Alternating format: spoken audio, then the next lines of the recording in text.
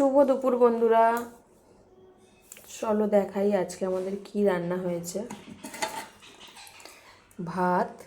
ভাতে আজকে হলুদ লেগে গেছে কেন কি জানি।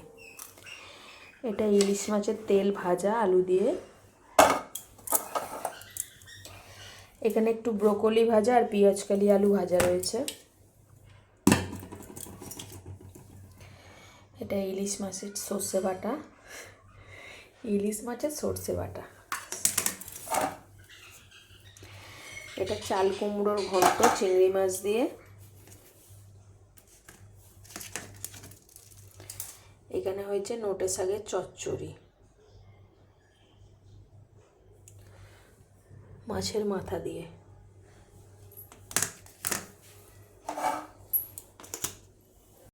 ঠিকঠাক ভিডিও দিতে পারছি না, আমার পাশে থেকো সবাই,